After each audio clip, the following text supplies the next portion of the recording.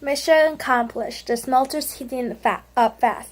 This quote was said by Jazz, the antagonist turned protagonist, and is vital to the book because it resembles a turning point. Taken from the book Artemis, written by Andy Weir, you're going to live and fight till the death on the moon, or more specifically, Artemis. Hi, my name is Jenna Shi, and this is my book talk. Jazz Bashir was born on Earth, but was later relocated to the moon at a young age. She is of Saudi Arabian origin. She is the main character of the book along with many other various characters. Jazz is a porter, which is basically a delivery man, but more importantly, she is one of Artemis' most well-known smugglers. She had attempted to pass the EVA guild test, but did not, and therefore she has to continue living the lifestyle she was living. Jazz does not live in a very luxurious lifestyle, which is uncommon since it costs a lot of money to live on the moon. Her and her dad does not have a good relationship, but he has taught her a lot of good technical skills when it comes to welding. She has a good relationship with Kelvin Otieno from Kenya through some sort of a pen pal system. Most of Artemis' communication is done by Gizmo. Other main characters that play a major role in the plot are Tron, a multi-millionaire, Dale, her former best friend, Rudy, a police officer bent on getting Jazz, and Savoda, a smart technician. Smaller characters like Nene, Ngugi, and Jinchu will affect Jazz in ways that she wouldn't imagine. Tron had asked Jinchu and Jazz to meet with him. Jinchu had a small business plan with Zaffo, but Jazz's life changes from a small-time criminal into a mastermind criminal when Tron offered her 1 million slugs to destroy Sanchez's aluminum harvester. Without much thought, she had agreed. Little did she know, Sanchez's aluminum was run by El Paseo, a Brazilian mob. Jazz made a plan to destroy all of the harvesters, but after destroying the first harvester, she was caught on camera. A group of EVA guilds was dispatched to prevent her from finishing the job. With less than 10 minutes to spare, Jazz had destroyed 3 of the 4 harvesters into bits, but one managed to survive. This will not sit well with Tron because he was trying to take Sanchez's contracts of oxygen for energy. With one harvester working, Sanchez will still be able to produce enough oxygen, not allowing Tron to buy them off.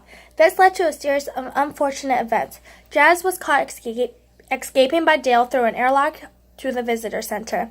Dale lets Jazz go to fulfill his wish of Jazz forgiving him. Jazz escapes to meet with Tron, but to find him murdered alongside with his bodyguard. Intrigued in Tron's death, Jazz goes to talk to Jin Chu, the man that she had met earlier in Tron's room.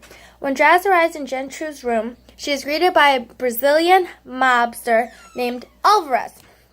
Alvarez attempts to kill Jazz, but fails to do so. Through this, Jazz, Jin Chu, and Alvarez are in the police station, but Jazz was later released by Ngugi, the head of Artemis. From there, she learns that Sanchez Aluminum is run by a Brazilian gang and about Zaffo and its multi-trillion slug industry. Ngugi informed Jazz about the future of Artemis if Sanchez Aluminum is back and running again. Ngugi sets Jazz up for a mission of a lifetime that will turn her into a hero, or as she thought. Through many hours of planning with her close friends and trusted people, Jazz concluded that an idea of melting Sanchez's smelter so anything related to the harvester will not work. Thus begins her trip with Dale to Sanchez's aluminum company. Jazz wheels an airship to the outside of the factory that her father had built. To enter the factory, Jazz cuts a tunnel through the wall, but tricks the systems so alarms won't go off. She sets off the chlorine inside the building, hidden, to send all the workers out of the building. Jazz overheats the smelter so everything will melt and the harvesters won't work. Just as she's leaving, she finds Loretta Sanchez inside trying to fix the smelter and find what's going wrong. Dale and Jazz rescues Loretta, but bigger problems arise. As they attempted to contact Savoda and the rest of the team, they realized the smelter melting chloroform was released. It had knocked everyone out in the city. In small amounts, chloroform can act as an anesthetic, but in large amounts, it is fatal. And Jazz goes on another life-risking event to flush out all the chloroform. During her rescue in the city, Jazz was exposed to the sun rays and released into a vacuum. Her life was now in the hands of Dale and Loretta. Jazz had learned that the perception of something may not always be what it seems.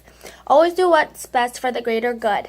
Jazz had evolved into a self-sacrificing hero to preserve her city, Artemis.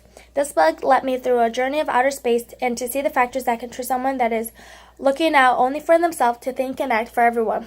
This book has many connections that were made to science. There were many chemical compound terminology used to describe how Artemis citizens were living and working. You learn about chloroform and spectroscope, which is related to geophysical class. Artemis will bring you on a journey of a lifetime because you can't expect something like this to happen on Earth. If you like science, sci-fi, you'll love this book, Artemis, because it covers an interesting side of science that you won't learn in class.